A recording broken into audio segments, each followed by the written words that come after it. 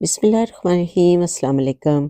कढ़ी तो हम सबकी बहुत ही फेवरेट है, लेकिन हर सिटी में इसको बनाने का तरीक़ाकार जो है वो सबका अपना-अपना है। सिंधी कढ़ी एक डिफरेंट स्टाइल से बनती है, पंजाबी कढ़ी का बनाने का स्टाइल डिफरेंट है। इसी तरह हर शहर जो है या हर मुल्क, ख़ास तौर पे पाकिस्तान और इंडिया की पसंदीदा चीज़ है ये, बांग्लादेश में, तो हर कोई अपने स्टाइल से कढ़ी को बनाता है।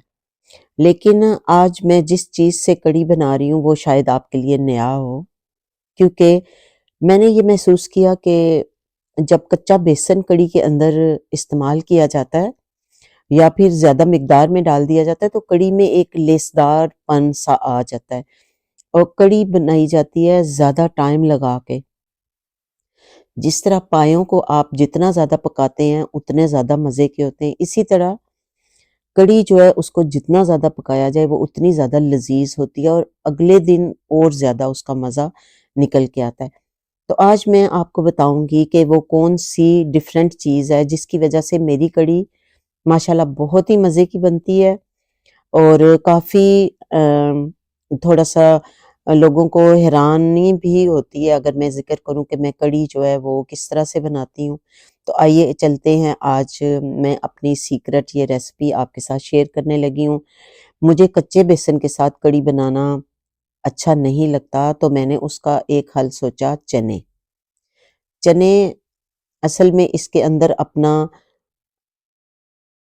फाइबर भी होता है और दूसरा ये भुने हुए होते हैं।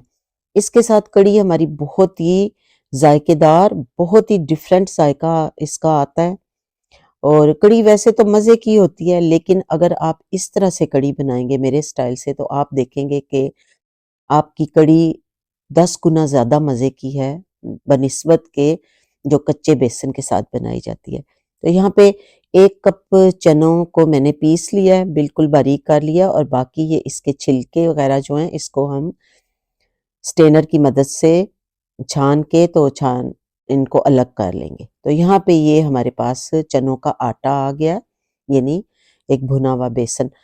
और दूसरा कढ़ी बनाई जाती है, सब कुछ दही में मिक्स किया जाता है, लेकिन मैं यहाँ पे एक पूरी पोथी लहसुन की पीस के तो उसको ऑयल में भून रही हूँ, जैसे कि आप देख सकते हैं।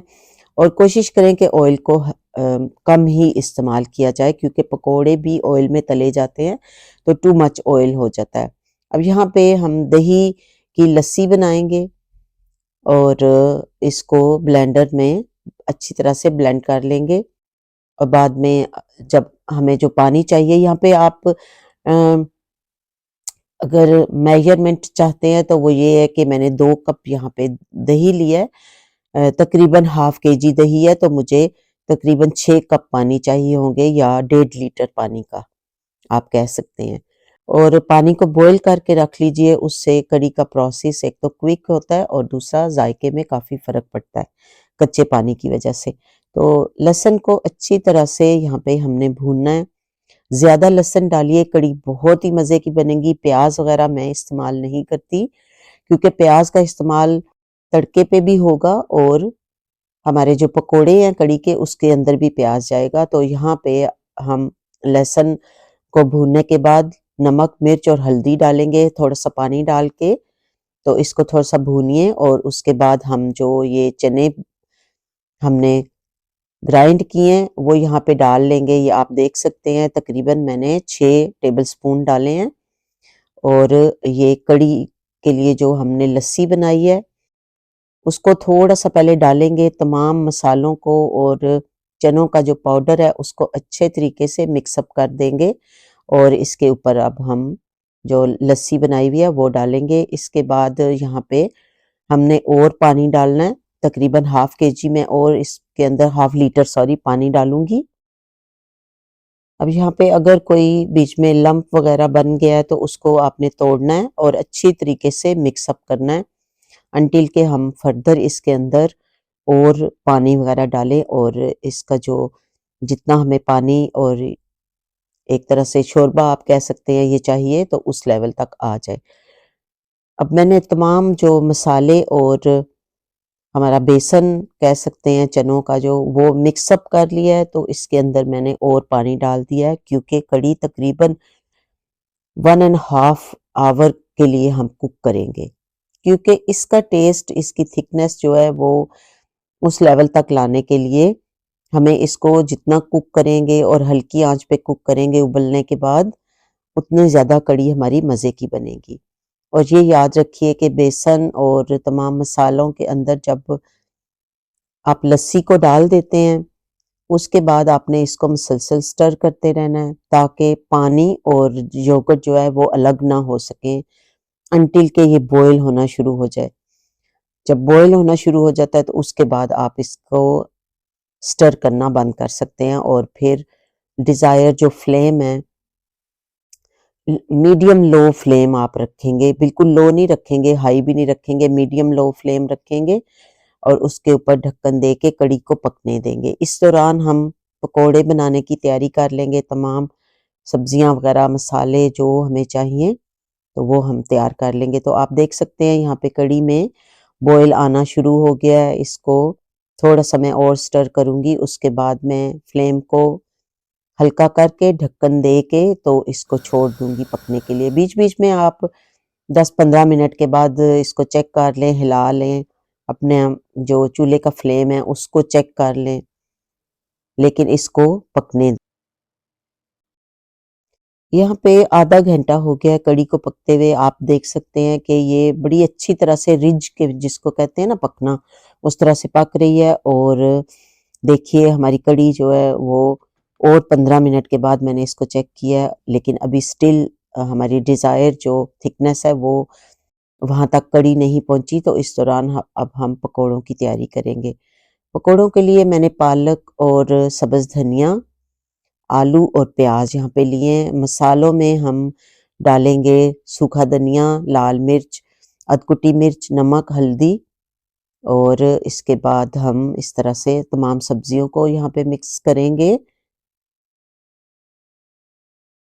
अच्छा, आप यहाँ पे मिर्च जो है वो अपने टेस्ट के हिसाब से डालेंगे। मैंने इस सारे मिक्सचर जो है उसमें 1 टेबलस्पून अधकुटी मिर्च डाली है, 2 टेबलस्पून सूखे धनिया का पाउडर डाला है, 1 टेबलस्पून साबुत धनिया डाला है, 1 एंड हाफ टी स्पून नमक की डाली है, हाफ टी स्पून अजवाइन की डाली है जो आपके पेट को ठीक रखेगी और पकौड़ों को अच्छा सा टेस्ट भी देगी, और 1 टीस्पून कुटी हुई मिर्च पाउडर जो है वो डाला है। अब यहाँ पे बेसन को हम बिल्कुल बहुत ज़्यादा नहीं हमने डालना, तकरीबन मैंने पौन कप के करीब बेसन इस वक्त डाला है। इसके बाद हाफ कप में और इसमें शामिल करूँगी। तो इस तरह से बेसन आपने सब्जियों के ऊपर डाल के तो इनको अच्छे तरीके से हाथ से मसल-मसल के मिक्स करना है। बेसन को ज़रूर छान के इस्तेमाल कीजिए, कभी-कभार कोई चीज़ भी निकल सकती है, लेकिन ये है कि छना हुआ बेसन जो है वो बड़ी अच्छी तरीके से मिक्स अप हो जाता है, लम्प्स वगैरह ख़त्म हो जाते हैं उसके अंदर से। तो इस तरह से तमाम सब्जियां, मसाले, बेसन, इसको पानी का छट्टा लगा-लगा के आप यहाँ पे मिक्स कर लीजिए। इसके बाद मैं इसमें थोड़ा-सा बेसन और डालूँगी। अभी मैं पानी डाल के आपको दिखाऊँगी कि तकरीबन ये बेसन जो है वो हमारी सब्जियों के साथ किस तरह से वर्क कर रहा है, कितना ये सब्जियों के ऊपर चढ़ा है। टू मच थिक जो बेसन है उसके साथ टेस्ट का लेवल जो है वो डिफरेंट होता है। आप इस तरह से पकोड़ों के ऊपर बेसन को चढ़ा के देखिए, ना बिल्कुल कम और ना बहुत ज़्यादा, तो बड़े अच्छे ऊपर से क्रंची और अंदर से बड़े फ्लफ़ी पकोड़े बनते हैं। और मैं बिल्कुल सोडा बाइकार्बोनेट पकोड़ों में डालने के हक़ में नहीं हूँ। आप अच्छी तरह से जब गूँदेंगे बेसन को, नाइसली वर्क करेंगे इसके साथ, तो आपके पकोड़े खुद ब खुद फ्लफ़ी हो जाएँगे। बिल्कुल सोडा बाइकार्बोनेट डालने की ज़रूरत नहीं पड़ेगी, क्योंकि जब हम सोडा डालते हैं तो उससे पकोड़े अपने अंदर ऑयल को सक करते हैं। उसके अंदर छोटे-छोटे सुराख से बन जाते हैं पकोड़ों में और वहाँ से उन सुराखों से ऑयल पकोड़ों के अंदर चला जाता है, जिसकी वज़ह से बहुत ही ज़्यादा ऑयली पकोड़े हो जाते हैं। तो आप इस तरीके से पकोड़े बना के तो पेपर में दबा के आप देखेंगे तो बहुत ही कम पेपर के ऊपर ऑयल लगेगा, बिल्कुल ना होने के बराबर, क्योंकि पकोड़े ऑयल को अपने अंदर जज़ब नहीं करेंगे। तो ये एक हेल्थी वे है पकोड़े बनाने का भी और खाने का भी। बस अब हम इसको यहाँ पे थोड़ी देर इस तरह मिक्स करेंगे ताकि पकोड़े हमारे ज़्यादा फ्लफ़ी बने। जितना आप इसको मिक्स करने में थोड़ा-सा टाइम लगाएँगे उतने आपके पकोड़े फ्लफ़ी बनेंगे। इसी दौरान तेल की कढ़ाई को मैंने चढ़ा दिया यहाँ पे और तेल इतना गरम होना चाहिए कि आप तेल के ऊपर हाथ रखें तो आपको उसकी गरमाइश महसूस हो। और पकोड़े डालने के बाद चूल्हे का फ्लेम जो है उसको मीडियम हाई के ऊपर रखें, बिल्कुल हाई के ऊपर ना रखें, ताकि पकोड़े हमारे अच्छे तरीके से सब्जियों को गलाने का इनको टाइम मिले और अच्छे से नाइस से पकोड़े बन के रेडी हों। जब पकोड़े डाले जाते हैं उनको फ़ौरन से उलटना-पलटना नहीं चाहिए, क्योंकि कच्चा बेसन जो है उसकी एक तो शेप चेंज हो जाएगी आपके पकोड़े की और ऑयल के अंदर चले जाएँगे उसके बारीक-बारीक टुकड़े, चंक्स वग़ैरह। तो थोड़ा-सा कुक होने दें, उसके बाद उलट-पलट करें पकोड़ों को, तो बड़े अच्छे से आपके पकोड़े बन के रेडी होंगे। तो अब हमारे पकोड़े जो हैं एक साइड से वो हाफ वे कुक हो चुके हैं, अब इनको साइड को चेंज करेंगे और उसके बाद थोड़ी देर के बाद फिर दोबारा साइड चेंज करेंगे। तकरीबन 2 दफ़ा हम पकोड़ों की साइड जो है उसको चेंज करेंगे ताकि अच्छे तरीके से दोनों साइडों से कुक हों और ऊपर से क्रंची भी बने और अंदर से प्रॉपर कुक भी हो जाएँ और फ्लफ़ी से रहें। अभी आप देखेंगे मैं पकोड़ा तोड़ के आपको दिखाऊँगी कि कितने अच्छे तरीके से पकोड़े जो हैं वो कुक हुए हैं। मैंने कुछ पकोड़े निकाल लिए थे क्योंकि वो लग रहा था कि ज़्यादा जल्दी से कुक हो गए हैं।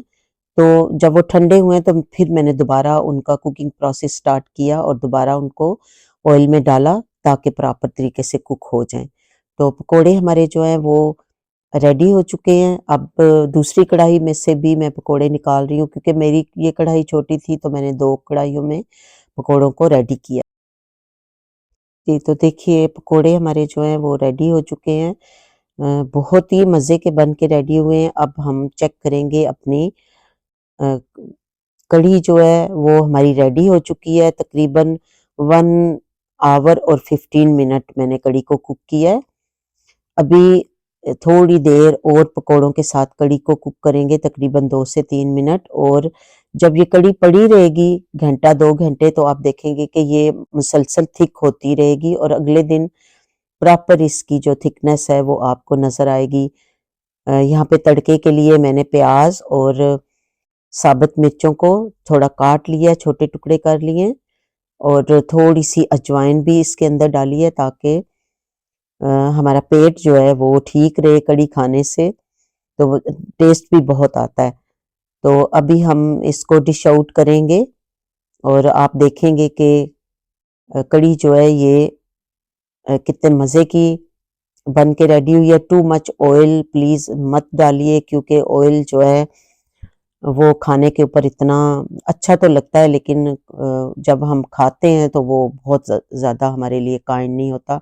आप देख सकते हैं कि मैंने जो तड़के के ऊपर ऑयल इस्तेमाल किया उसमें से भी मैंने कढ़ी के अंदर इतना नहीं डाला। अच्छा, कढ़ी को मुख्तलिफ तरीकों से प्रेज़ेंट किया जाता है। कुछ लोग कढ़ी बना के उसको पकोड़ों के साथ पकोड़ों के ऊपर डालते हैं, या फिर ऊपर से पकोड़े इस्तेमाल किए जाते हैं, साथ रखे जाते हैं और साथ इस्तेमाल किए जाते हैं।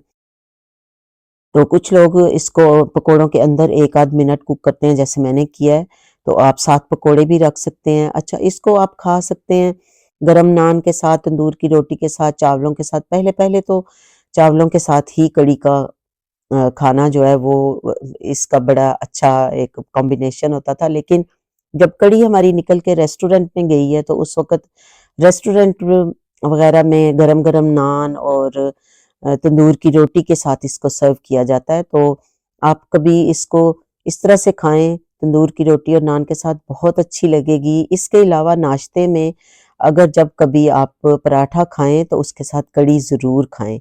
बहुत ही टेस्टी लगती है, बहुत मज़ा आता है और एक और टिप आपको दे दूं कि कड़ी जब अगर आपको खांसी लगी हुई हो तो आप कड़ी का इस्तेमाल करें तो आपकी खांसी दूर हो जाएगी।